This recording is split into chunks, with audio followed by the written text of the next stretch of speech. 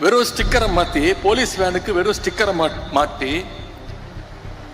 சிங்கப்பெண் திட்டம் அப்படி ஒரு திட்டத்தை கொண்டு வர போறோம்னு சொல்லி அதையும் கொண்டு வர முடியாத நிலைமையில தான் இன்னைக்கு இந்த ஆட்சி நடந்துகிட்டு இருக்கு. காங்கிரஸ் இயக்கம் துரோக கூட்டம் நம்ம பேரை சொல்லி நம்ம தலைவர் முகத்தை காட்டி வாக்குகளை பெற்று தலைவரை பார்த்து ஒரு நன்றி கூட சொல்லாம ஓடி போச்சு அந்த நன்றி கெட்ட கூட்டம். திமுக காரன் என்னைக்கும் மறக்க மாட்டான், மறக்க கூடாது. தமிழ்நாட்டு மக்களும் மறக்க மாட்டாங்க. நேற்று ஒரு அமைச்சர் போய் நன்றி சொல்றாரு. அங்க இருக்கக்கூடிய மக்கள்லாம் சொல்றாங்க, இது உங்க தொகுதி கிடையாதுங்க, நாங்க உங்களுக்கு ஓட்டை போடலைங்க, நீங்க பக்கத்து தொகுதி அப்படின்னு. இப்படிப்பட்ட ஒரு கேடுகட்ட சோஃபா மாற ஆட்சி தான் இன்னைக்கு தமிழ்நாட்டில் நடந்துகிட்டு இருக்கு.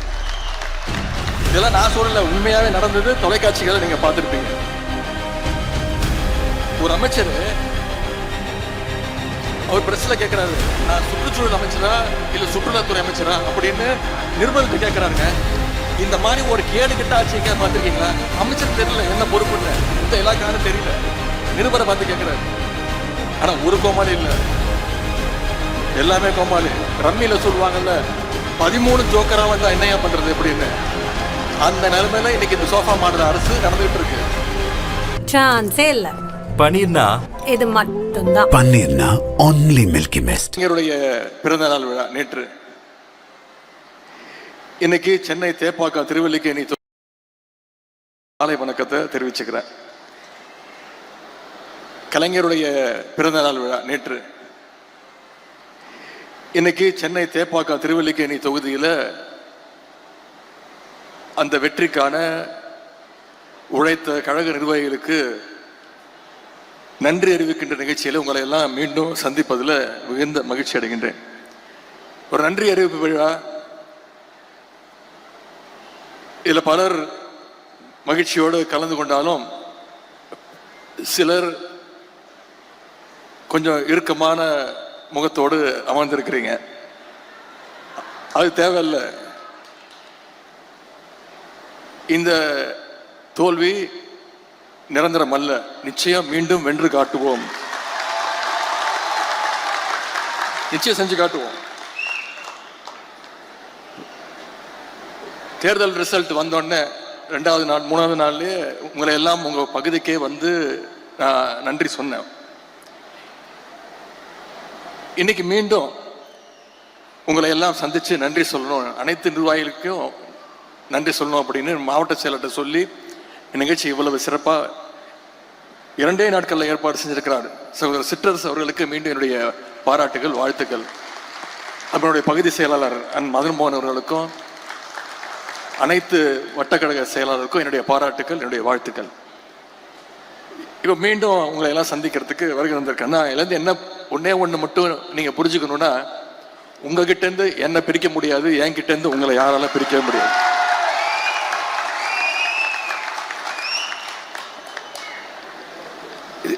நாலு மாவட்டம், சென்னை, காஞ்சிபுரம், திருவள்ளூர், செங்கல்பட்டு, 4 மாவட்டத்தில் எல்லா தொகுதியிலையும் வெற்றி வாய்ப்பை இழந்துட்டோம்.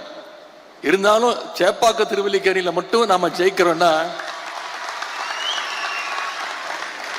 அதுக்கு காரணம் நான் கிடையாது. அதற்கு முழு காரணம் இங்க வந்திருக்கக்கூடிய நீங்க தான். இந்த வெற்றி உங்களுடைய வெற்றி. ஏன்னா 3 நாள் தான் பிரச்சாரத்துக்கு வந்தேன், மக்களை சந்திச்சேன். அதுக்கு முன்பு 5 வருஷம் உங்க கூட தான் இருந்தேன்.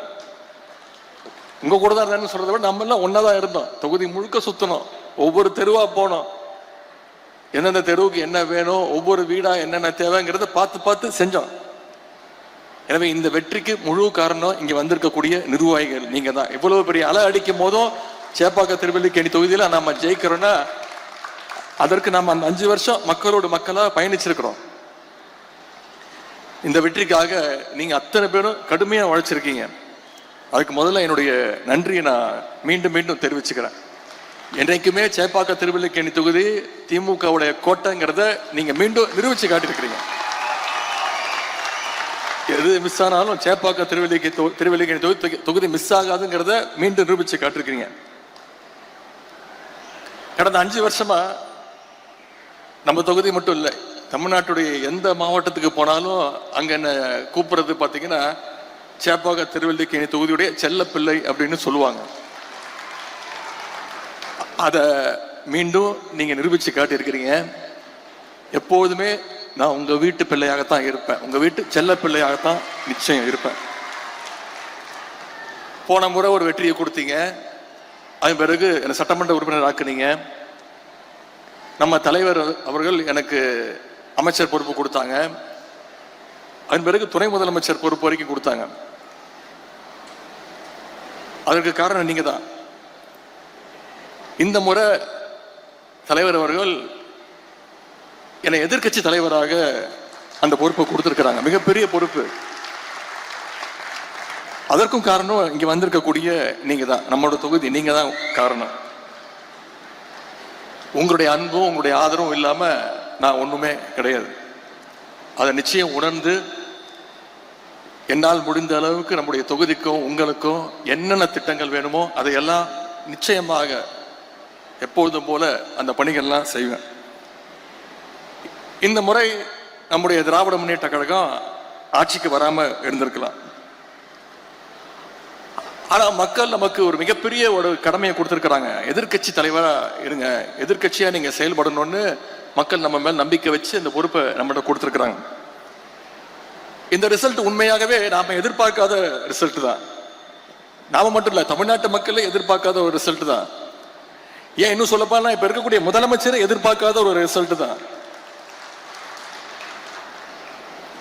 காலத்துல யாரு உண்மையான எதிரிங்கிறத தெரியாம இல்லாத எதிரியோட சண்டை போட்டிருக்கிறோம். அதை நம்ம புரிஞ்சுக்கிட்டு தான் ஆகணும். எங்க மிஸ் பண்ணிட்டோங்கிறத தெரிஞ்சுக்கணும். அப்பதான் நம்முடைய தவறை திருத்திக்கிட்டு அடுத்த முறை உண்மையான எதிரி யாருங்கிறத கண்டுபிடிச்சு அதுக்கு தகுந்த மாதிரி நம்முடைய செயல்பாடுகளை செஞ்சோம்னா நிச்சயம் வெற்றி பெறுவோம். சேப்பாக்க திருவல்லிக்கேணி தொகுதி மட்டும் இல்ல, தமிழ்நாடு முழுக்க உண்மையான எதிரி யாருன்னே தெரியாம களமாடி இருக்கிறோம். அங்கதான் நம்ம மிஸ் பண்ணிட்டோம். மக்கள் மீது ஓவர் கான்பிடண்டா இருந்துட்டோம்.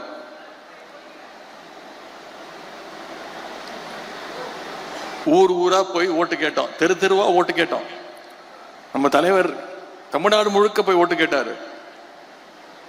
ஆனா எங்க தெரியுமா மிஸ் பண்ணிட்டோம்? நம்ம வீட்டில் இருக்கக்கூடிய நம்ம குடும்பத்துக்கிட்ட ஓட்டு கேட்க மறந்துட்டோம்.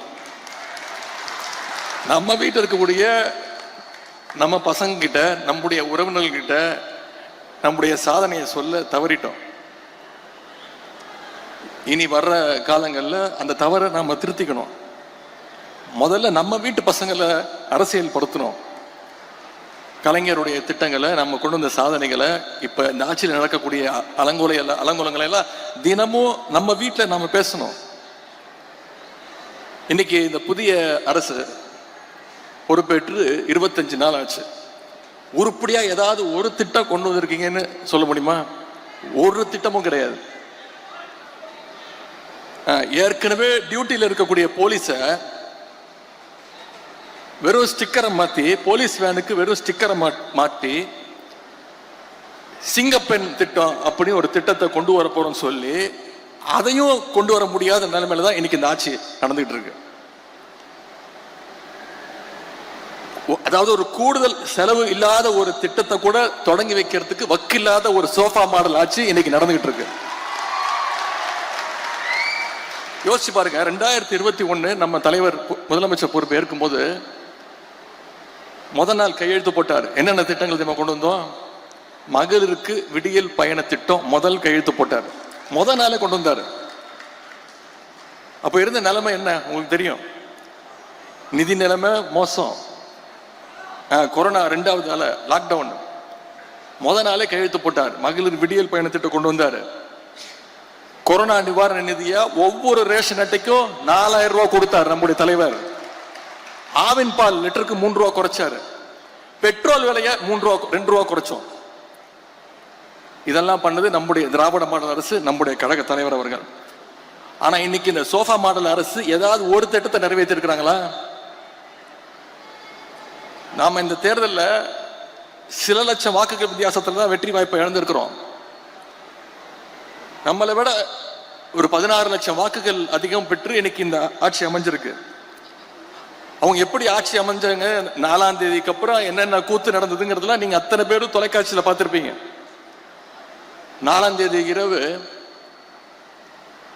நம்முடைய வெற்றி பெற்ற சட்டமன்ற உறுப்பினர்கள்லாம் தமிழ்நாட்டிலிருந்து எல்லா மாவட்டங்கள்ல இருந்தும் கிளம்பி சென்னைக்கு வரத்துக்கு, தலைவரை பார்க்கறதுக்கு பஸ்ல டிக்கெட்டு, ட்ரெயின்ல டிக்கெட்டு, ஃபிளைட்ல டிக்கெட்டை புக் பண்ணிட்டு இருந்தாங்க. ஆனா இன்னைக்கு இருக்கக்கூடிய ஆளுங்கட்சி சட்டமன்ற உறுப்பினர்களும் அண்ணா திராவிட முன்னேற்ற கழகத்துடைய சட்டமன்ற உறுப்பினர்களும் யாருக்கும் தெரியாம திருட்டுத்தனமா எங்க போய் தங்கலான்னு ரிசார்ட்ல ரூம் புக் பண்ணிட்டு இருந்தாங்க. இதுதான் நம்ம திராவிட முன்னேற்ற கழகத்திற்கும் மற்ற இயக்கத்துக்கும் உள்ள வித்தியாசம். இதுதான் ஒரு தொண்டன் தலைமை மீது வச்சிருக்கக்கூடிய நம்பிக்கை. எந்த காலத்திலையும் திராவிட முன்னேற்ற கழகம் அந்த ரிசார்ட் பாலிடிக்ஸ், கூவத்தூர் மாதிரி ரிசார்ட் பாலிடிக்ஸை நம்முடைய தலைவர், நம்முடைய திராவிட முன்னேற்ற கழகம் என்னைக்கும் பண்ணாது. முக்கியமா தேர்தல் முடிவுகள் முழுசா வர்றதுக்கு முன்னாடியே நம்ம கூட கூட்டணி வச்சிருந்த கூடிய காங்கிரஸ் இயக்கம் துரோக கூட்டம் நம்ம பேரை சொல்லி நம்ம தலைவர் முகத்தை காட்டி வாக்குகளை பெற்று தலைவரை பார்த்து ஒரு நன்றி கூட சொல்லாம ஓடி போச்சு. அந்த நன்றி கெட்ட கூட்டம் திமுக காரன் என்னைக்கும் மறக்க மாட்டான், மறக்க கூடாது. தமிழ்நாட்டு மக்களும் மறக்க மாட்டாங்க. 5 எம்எல்ஏக்களை அவங்களுக்கு சப்போர்ட் பண்ண வச்சு ஆட்சி அமைச்சாங்க. அது மட்டும் இல்ல, நம்முடைய கூட்டணியில் ஜெயிச்ச இன்னும் சில கூட்டணி கட்சிகள்ல நம்ம தலைவர்கிட்ட வந்து சொல்லிட்டு தலைவர் தான் போயிட்டு வாங்கினாங்க. நம்ம தலைவர் தயவு தான் இன்னைக்கு ஆட்சி நடந்துட்டு இருக்கு. ஆனா என்ன, முதல்ல போகும்போது வெளியில இருந்து ஆதரவுன்னு சொல்லிட்டு போனாங்க. அங்க போனோடனே ஆசை யாரை விட்டுச்சு? முதல்ல எங்க போனாலும், இந்த முதலமைச்சர் எங்க போனாலும் முதல்ல சோஃபா போவோம். சோஃபா பின்னாடியே முதலமைச்சர் போவாரு. இப்ப அமைச்சரவையிலையும் இடம் பெற்றுறாங்க. அவங்களுக்கு வாழ்த்துக்கள். அவங்க எல்லாம் அமைச்சர் ஆகிறதுக்கு முன்னாடியே சட்டமன்றத்தில் அவங்களுக்கு வாழ்த்து சொன்னவன் தான் இந்த எதிர்கட்சி தலைவர். இதெல்லாம் நடக்கும்னு எனக்கு தெரியும். இப்படி நம்முடைய தலைவருடைய உழைப்பால வெற்றி பெற்று அந்த கட்சியுடைய ஆதரவோடு தான் இன்னைக்கு இந்த சோஃபா மாடல் ஆட்சி நடைபெற்றுக் கொண்டிருக்கிறது. இங்க இருக்கக்கூடிய ஆளுங்கட்சி இன்னைக்கு 108 இடங்கள்ல வெற்றி பெற்றிருக்கிறாங்க. இன்னொன்னு தெரியுமா, இந்த 108 தொகுதிகள்ல சில தொகுதிகளை தவிர கிட்டத்தட்ட ஒரு 106 தொகுதிகள்ல ஓட்டு போட்ட மக்களுக்கு யாரு சட்டமன்ற உறுப்பினர்னு தெரியாது. இன்னும் சொல்ல போனா மக்களுக்கு இல்ல, இப்ப இருக்கக்கூடிய முதலமைச்சருக்கு யார் சட்டமன்ற உறுப்பினர், யார் அமைச்சர்னு தெரியாது. சவால் வர்றேன். ஒரு 4 நாட்களுக்கு முன்பு தொலைக்காட்சிகள் செய்தி நீங்க பார்த்திருப்பீங்க. திருவள்ளூர் மாவட்டத்தில் நைட்டு ஃபுல்லா கரண்ட் இல்லை. பொதுமக்கள் அத்தனை பேரும் தெருவுக்கு வந்து போராட்டத்தில் இறங்கிட்டாங்க. நிருபர்கள் போய் கேட்கறாங்க அவங்க கிட்ட, ஏன் வந்து இப்போ சாலை மறியல் பண்றீங்க, சட்டமன்ற உறுப்பினர் போய் பார்த்து கோரிக்கை வைக்க வேண்டியதானு. அப்ப அந்த மக்கள்லாம் சொல்றாங்க, எங்களுக்கு சத்தியமா யார் எங்க சட்டமன்ற உறுப்பினரே தெரியாதுங்க, தெரிஞ்சாதானங்க போய் அவங்க வீட்டில் போய் நாங்கள் கேட்க முடியும் அப்படின்னு கேட்குறாங்க. இதுதான் இந்த சோஃபா மாடல் அரசனுடைய லட்சணம். ஓட்டு போட்ட மக்களுக்கு அவங்க எம்எல்ஏக்கள் யாருன்னு தெரியல, எம்எல்ஏக்களுக்கு அவங்க எந்த தொகுதியில் நின்று ஜெயிச்சோன்னு தெரியல. நேற்று ஒரு அமைச்சர் போய் நன்றி சொல்றாரு. அங்க இருக்கக்கூடிய மக்கள்லாம் சொல்றாங்க, இது உங்க தொகுதி கிடையாதுங்க, நாங்க உங்களுக்கு ஓட்டை போடலைங்க, நீங்க பக்கத்து தொகுதி அப்படின்னு. இப்படிப்பட்ட ஒரு கேடுகட்ட சோஃபா மாடல் ஆட்சி தான் இன்னைக்கு தமிழ்நாட்டில் நடந்துகிட்டு இருக்கு. இதெல்லாம் நான் சொல்லல, உண்மையாவே நடந்தது. தொலைக்காட்சிகளை நீங்க பார்த்திருப்பீங்க. அதுல இப்ப அவங்க வேட்பாளராக அறிவிச்சதெல்லாம் யாரு தெரியுமா? ஜெயிச்சவங்க எல்லாம் யாரு தெரியுமா? இப்ப அமைச்சர் ஆயிருக்கிறதா யாரு தெரியுமா? போதைப் பொருள் வித்தவர், கஞ்சா வித்தவர், பொண்டாட்டிய கொடுமைப்படுத்தி வீட்டுல போட்டு அடிச்சவர், சினிமா படத்துக்கு பிளாக்ல டிக்கெட் வித்தவர், புது சினிமாவை திருட்டு விசிடி வித்தவர், ஜோசியத்தால கேன்சரை சரி பண்ண முடியும்னு போலி வைத்தியம் பார்த்தவர், RSSல சேர்ந்து காக்கி டவுசர் போட்டு சுத்தினவர், வாச்சாத்தி கொடுமைக்கு முக்கியமான காரணமா இருந்தவர், வேட்பாளர் அறிவுக்கு முந்தின நாள் வேற கட்சியிலிருந்து எகிரி குதிச்சு போனவர். இவங்கெல்லாம் இன்னைக்கு ஆளுங்கட்சியுடைய சட்டமன்ற உறுப்பினர்கள், அமைச்சர்கள். இவங்க பேரும் முதலமைச்சருக்கு தெரியாது.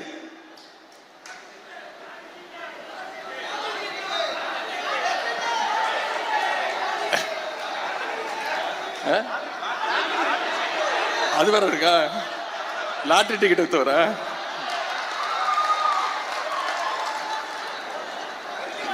இதெல்லாம் முன்னாடியே தெரிஞ்சிருந்தா கரெக்டா சுதாரணமா இருந்திருக்கலாம். இதெல்லாம் தேர்தல் ரிசல்ட்டுக்கு அப்புறம் தான் நமக்கே தெரியுது. இன்னொரு கொடுமை என்ன தெரியுமா? இந்த ஆட்சியில அமைச்சர்கள் வந்திருக்கிறாங்கல்ல, நியமிக்கப்பட்டிருக்கிறாங்கல்ல, எந்த அமைச்சருக்கு எந்த துறைன்னு அமைச்சருக்கு தெரியல. ஒரு அமைச்சர் அவர் பிரஸ்ல கேட்கிறாரு, நான் சுற்றுச்சூழல் அமைச்சரா இல்ல சுற்றுலாத்துறை அமைச்சரா அப்படின்னு நிருபர்கிட்ட கேட்கிறாருங்க. இந்த மாதிரி ஒரு கேடு கெட்ட ஆட்சி எங்க பாத்திருக்கீங்களா? அமைச்சருக்கு தெரியல என்ன பொறுப்புன்னு, எந்த இலாக்கான்னு தெரியல. நிருபரை பார்த்து கேட்கிறாரு. ஒரு பழமொழி சொல்லுவாங்க, ஒரு கோமாளி அரண்மனைக்கு போறதாலேயே அவன் அரசன் ஆயிட மாட்டான், அந்த அரண்மனை தான் சர்க்கஸ் கூடாரமாக மாறிவிடும் அப்படின்னு ஒரு பழமொழி சொல்லுவாங்க. இன்னைக்கு அது நடந்துகிட்டு இருக்கு, கண்ணு முன்னாடி நடந்துகிட்டு இருக்கு. ஆனா ஒரு கோமாளி இல்ல, எல்லாமே கோமாளி. ரம்மியில சொல்லுவாங்கல்ல, 13 ஜோக்கரா வந்தா என்னையா பண்றது அப்படின்னு, அந்த நிலைமையில இன்னைக்கு இந்த சோஃபா மாடல் அரசு நடந்துகிட்டு இருக்கு. இதைத்தான் நம்முடைய தலைவர் சொன்னாங்க, இங்க அமைஞ்சிருக்கிறது ஒரு மாயாஜால கவர்ச்சி ஆட்சி அமைஞ்சிருக்கு அப்படின்னு சொன்னாங்க. 2 நாளுக்கு முன்பு நம்முடைய சிஎம் சார் நன்றி சொல்றதுக்காக திருச்சிக்கு போனாரு. திருச்சி கிழக்குக்கு. இங்க பெரம்பூர்ல ஜெயிச்சிருக்கிறாரு. இங்க இருக்கக்கூடிய பெரம்பூருக்கு போய் நன்றி சொல்றதுக்கு வக்கு இல்ல. இதுவும் நான் சொல்லி தான் போனாரு. சட்டமன்றத்தில் நான் சொன்னேன், திருச்சிக்கு போய் முதல்ல நன்றி சொல்லுங்க. 20 நாள் முன்னாடி சொன்னேன். போனாரு, நன்றி சொன்னாரா?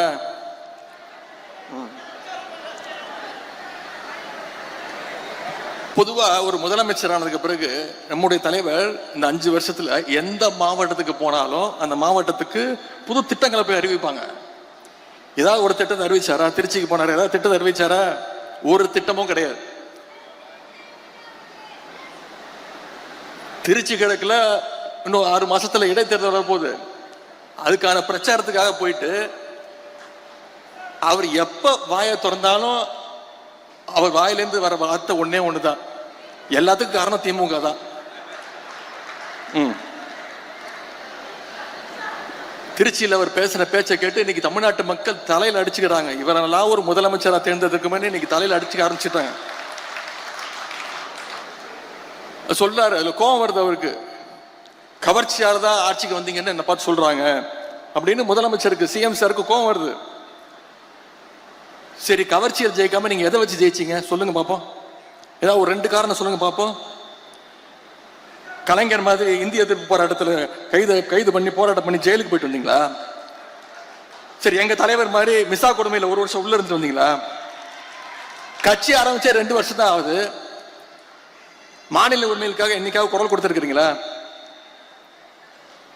ஒன்றிய பாஜக அரசு ஏதாவது குரல் கொடுத்திருக்கிறீங்களா? பின்ன வேற எதை வச்சு நீங்க ஆட்சிக்கு வந்தீங்க? ஏதாவது ஒரு போராட்டம் பண்ணிருக்கீங்களா? எல்லாத்தையும் விடுங்க, தமிழ்நாடு முழுக்க போய் மக்களை சந்திச்சு உங்க கொள்கை தான் சொல்லி ஓட்டு கேட்டீங்களா? உங்க வேட்பாளர் பேர் உங்களுக்கு தெரியுமா? எதுவுமே தெரியாது. இதைத்தான் எங்களுடைய தலைவர் அவர்கள் கவர்ச்சி அரசியல் எங்களுடைய தலைவர் அவர்கள் சொன்னாங்க. அது மட்டும் இல்ல, இன்னொன்னு சொல்றாரு, அவர் வாயில நல்லா வந்துருமா? வாயில என்ன வரும்? தமிழ்நாட்டு மக்கள் வாயில நிறைய வரும். தமிழ்நாட்டு மக்கள் காத்துக்கிட்டு இருக்காங்க, இந்த முதலமைச்சர் வாயில ஏதாவது ஒரு நல்ல வார்த்தை வருமா அப்படின்னு, ஏதாவது ஒரு திட்டங்கள் வருமான்னு இன்னைக்கு காத்துக்கிட்டு இருக்காங்க. இது வரைக்கும் உருப்படியா ஒன்றும் வரல. எந்த பிரச்சனையை கேட்டாலும் திமுக வெர்சஸ் தாவேகா, எதை பத்தி கேட்டாலும் திமுக செய்கின்ற சதி. இப்படிப்பட்ட ஒரு முதலமைச்சரை இன்னைக்கு தமிழ்நாட்டு மக்கள் தேர்ந்தெடுத்துட்டாங்க. அந்த முடிவை நம்ம ஏத்துக்கிட்டு தான் ஆகணும். அது மட்டும் இல்ல, தூரசக்தி, ஓரசக்தி, பாரசக்தின்னு நம்முடைய திரைப்பட இயக்குனர் திரு டி ராஜேந்தர் மாதிரி ரைமிங்கா டயலாக் பேசுறாரு. திமுகவுக்கு வயசு 75, பவள விழா ஆண்டு தாண்டி போயிட்டு இருக்கிறோம். திமுக நாங்க பார்க்காத வெற்றியும் கிடையாது, நாங்க பார்க்காத தோல்வியும் கிடையாது. எவ்வளவு பெரிய தோல்வியா இருந்தாலும் மீண்டும் எந்திரிச்சு வருவோம். எங்க தலைவர் எங்களை அப்படிதான் ட்ரெயின் பண்ணியிருக்கிறாரு. ஆனா எந்த காலத்திலையும் திமுக மக்களை விட்டு தூரமா நின்னதே கிடையாது. இன்னைக்கு உங்க கூட ஒட்டிக்கிட்டு இருக்குது காங்கிரஸ் கட்சி. 1976ஆம் ஆண்டு எமர்ஜென்சி கொண்டு வந்துச்சு தமிழ்நாட்டில். அப்ப தமிழ்நாட்டில் திமுக ஆட்சி, கலைஞர் தான் முதலமைச்சர். அப்போ எங்க ஆட்சியே போனாலும் பரவாயில்ல, எமர்ஜென்சியை எதிர்ப்போன்னு மக்கள் கூட நின்ன கழகம் திராவிட முன்னேற்ற கழகம். என்னைக்கும் மக்களை விட்டு தூரமா பயந்து பார்த்து யாருக்கும் பயந்து ஓடுற கூட்டம் கிடையாது நம்முடைய திமுக. பயங்கிறது உடன்பிறப்புகளுடைய பிளட்லயே பயங்கர வார்த்தையே கிடையாது. இன்னும் கொஞ்ச நாள்ல மக்கள் பார்க்க போறாங்க, யார் தூரமா நிக்க போறது, யார் ஓட போறது அப்படிங்கறத மக்கள் விரைவில் தெரிஞ்சுப்பாங்க. இப்பதான் 25 நாள் தானே ஆச்சு. இன்னைக்கு ஒரு அரசு விழாவில், தமிழ்நாட்டு அரசு விழாவில் தமிழ்தாய் வாழ்த்து 3வது இடத்துக்கு போயிருச்சு. இத ஓரமா நின்று வேடிக்கை பார்த்தது யாரு? திருவள்ளுவருக்கு மீண்டும் காவி பெயிண்ட் அடிக்க ஆரம்பிச்சிட்டாங்க. இத பத்தி பேசுறதுக்கு வக்கு இல்லாம பயந்தாங்கோலியா இன்னைக்கு ஓரமா நின்று வேடிக்கை பார்த்துட்டு இருக்கிறது யாரு? இன்னைக்கு கர்நாடகா முதலமைச்சர் திரு டி.கே. சிவகுமார் அவர்கள் சொல்றாரு, இவ்வளவு நாள் திமுக ஆட்சியில் இருந்தது, அதனால மேகதாது அணையை பத்தி நம்மளால பேச முடியாம இருந்துச்சு. இன்னைக்கு திமுக ஆட்சியை விட்டு போயிடுச்சு, இனிமே நமக்கு கவலை கிடையாது, மேகதாது அணையை கட்டுவோம் அப்படின்னு சொல்லும் போது அதை பத்தி எதிர்த்து குரல் கொடுக்க கூடாத ஒரு வக்கில்லாத ஆட்சி இன்னைக்கு யார் நின்று வேடிக்கை பார்த்துட்டு இருக்கிறது?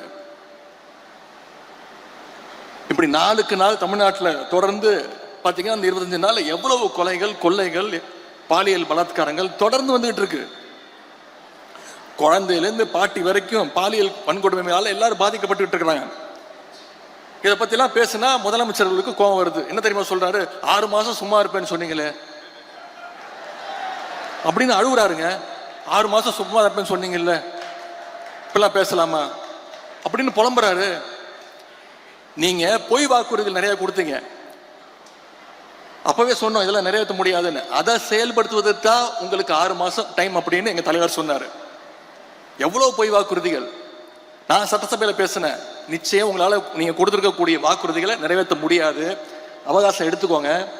ஆனா தமிழ்நாட்டு மக்களை ரொம்ப நாள் ஏமாத்தாதீங்க. எங்களுடைய தலைவர், எங்களுடைய திராவிட மாடல் அரசுல பல நல்ல திட்டங்களை கொடுத்தோம். மகளிர் உரிமை தொகை கொடுத்தோம், அதை கொடுங்க. முதலமைச்சர் காலை உணவு திட்டம் கொடுத்தோம், அதை கொடுங்க. கல்வி ஊக்கத்தொகை கொடுத்தாரு எங்க தலைவர், அதெல்லாம் நிப்பாட்டிடாதீங்க. நடைபெற்றிருக்கக்கூடிய திட்டங்களை நிப்பாட்டக்கூடாதுன்னு நான் சட்டமன்றத்தில் பேசினேன். மக்களை ரொம்ப நேரம் காக்க வச்சிடாதீங்கன்னு சொன்னேன். இன்னைக்கு உங்க ஆட்சியுடைய கொடுமையை தமிழ்நாட்டு மக்களால அரை நாள் கூட தாங்க முடியலையே. புதுசா திட்டம் கொண்டு வரதுக்கு, வாக்குறுதி நிறைவேற்றுறதுக்கு 6 மாசம் டைம் ஓகே. ஆனா டெய்லி பிரச்சனை இருக்க, சட்டம் ஒழுங்கு பிரச்சனை இருக்கு, அதுல நீங்க சொதப்பினா நாங்களாம் வாயை மூடிக்கிட்டு சும்மா இருக்கணுமா, வேடிக்கை பார்க்கணுமா? நிச்சயம் குரல் கொடுப்போம், நிச்சயம் உங்க தவறுகளை சுட்டி காட்டுவோம். திமுக ஆட்சிக்கு வந்தப்போ 2021ஆம் ஆண்டு நம்முடைய தலைவர் சொன்னாங்க, எங்களுக்கு வாக்களிக்காத மக்களும் திமுகவுக்கு வாக்களிக்காம விட்டுட்டோமே, தவறு செஞ்சிட்டோமே அப்படின்னு வருந்துற அளவுக்கு எங்களுடைய ஆட்சி அமையும், ஆட்சி நடத்துவோம் அப்படின்னு நம்முடைய தலைவர் சொன்னாங்க.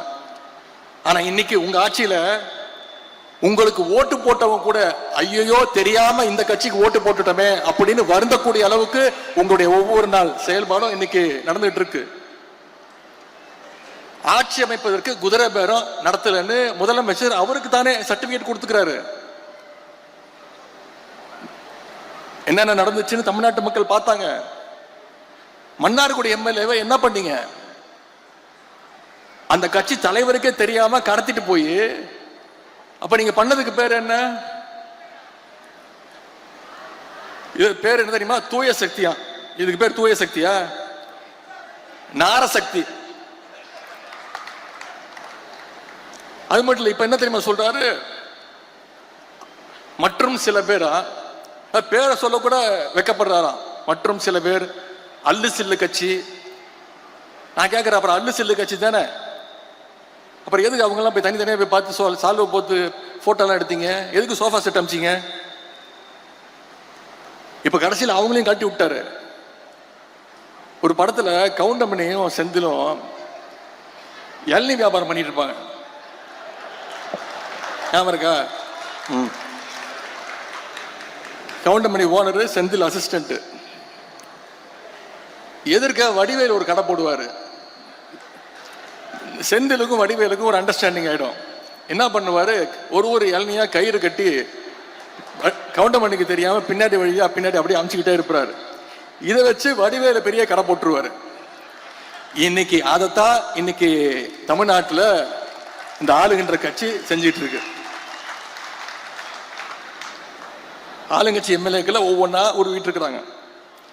நாம பெருமையா சொன்னோம், Dravidian model, development model, $1 trillion எக்கானமின்னு பெருமையா சொல்லிட்டு இருந்த தமிழ்நாட்டை இன்னைக்கு சோஃபா மாடல் ஆக்கின பெருமை தான் இன்னைக்கு இந்த ஆட்சிக்கு உண்டு.